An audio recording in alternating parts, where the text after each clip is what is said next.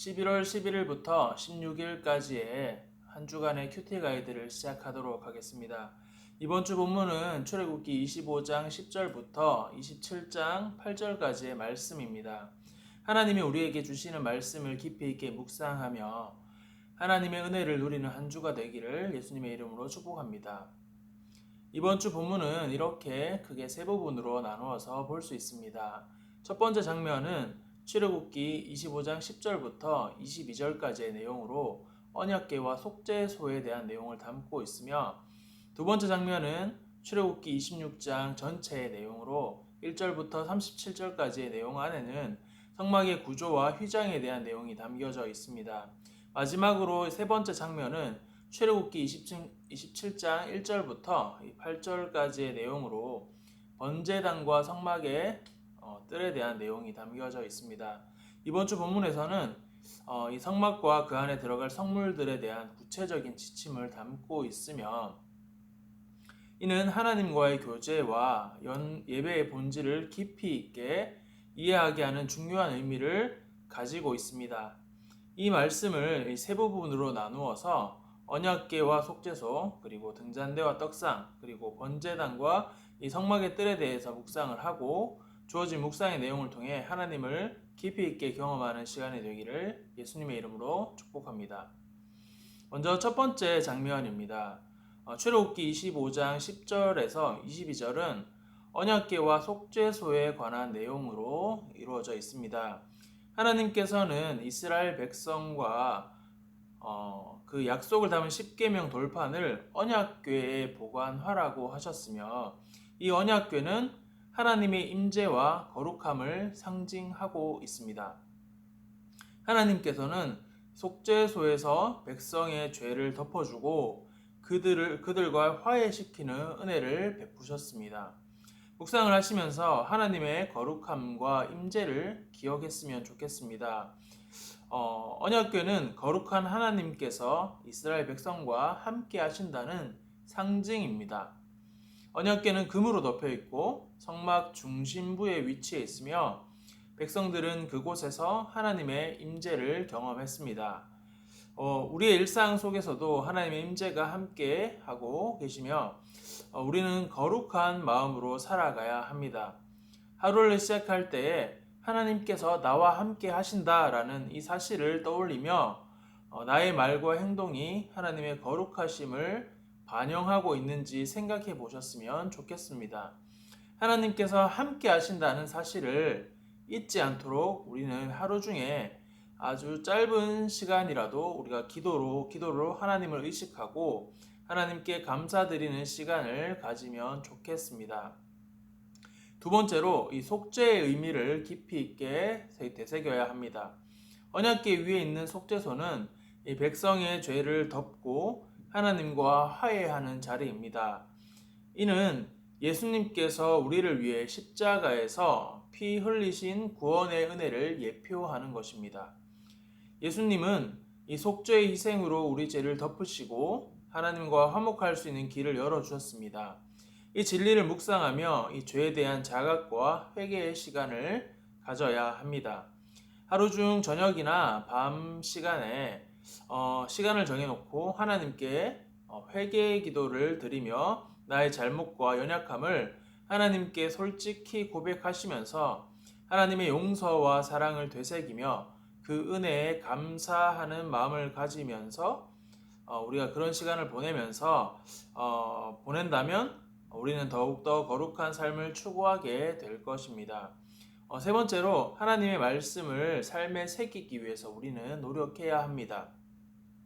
언약궤 안에 담긴 십계명 이 돌판은 하나님이 주신 말씀을 담고 있습니다. 우리는 하나님의 말씀을 삶의 기준으로 삼고 그 말씀을 지키려는 이 경외심을 가지는 것이 굉장히 중요합니다. 아침 말씀 묵상을 통해서 하루의 기준을 세우고 하루를 마무리할 때에 그 기준에 따라 살았는지 돌아보는 시간을 가졌으면 좋겠습니다. 또한 말씀을 한 구절이라도 우리가 살면서 하루 동안에 외워보면서 삶 속에서 떠오르게 하는 것도 좋은 방법인 것 같습니다. 하나님의 말씀을 마음에 새길 때에 우리가 하는 모든 선택과 방향은 하나님을 기쁘시게 하는 길로 나아갈 것임을 믿습니다. 두 번째 장면입니다. 출애굽기 26장은 이 성막 전체의 구종, 그리고 휘장과 덮개, 벽면과 기둥 등 성막 내부의 세부적인 지침을 다루고 있습니다. 성막의 각 부분은 하나님의 거룩함을 나타내며 하나님께 나아가는 데 있어서 필요한 준비를 보여줍니다. 하나님의 거룩함을 위한 준비를 우리는 중요하게 여겨야 합니다. 성막은 이 거룩한 공간으로서 굉장히 세세한 지침에 따라 제작이 되었습니다. 이는 하나님께 나아가는 우리의 예배와 마음가짐도 거룩하게 준비되어야 함을 상징합니다. 예배 시간 전에 짧게라도 묵상을 하며 경건한 마음으로 하나님께 나아갈 준비를 해보셨으면 좋겠습니다. 이러한 준비를 통해서 우리는 하나님의 거룩하심 앞에 더욱 진지하고 경건하게 나아갈 수 있습니다. 두 번째로 예수님을 통해 열린 길에 우리는 감사해야 합니다. 성막의 휘장은 이 성소와 지성소를 나누어서 하나님께 나아가는 데 제한을 두었습니다. 그러나 예수님께서 이 십자가에서 휘장을 찢으심으로 우리에게 하나님께 직접 나아가는 길을 열어주셨습니다. 이 사실을 우리는 기억하고 떠올리며 하나님께 감사하고 우리가 직접 하나님과 교제할 수 있는 이 은혜의 시간을 소중하게 여기면 좋을 것 같습니다. 그래서 우리가 하루 중 짧은 시간이라도 조용히 기도하며 하나님께 직접 나아가는 시간을 꼭 가지셨으면 좋겠습니다. 마지막으로 세 번째 장면입니다. 출애굽기 27장 1절에서 8절까지는 이 번제단과 성막들에 관한 지침입니다. 번제단은 이 백성들이 자신의 죄를 속죄하기 위해서 희생을 드리는 장소이며 이는 하나님께 나아가기 위한 중요한 상징적인 역할을 합니다. 첫 번째로 예수님의 희생을 통해서 얻은 구원의 의미를 우리는 묵상해야 합니다.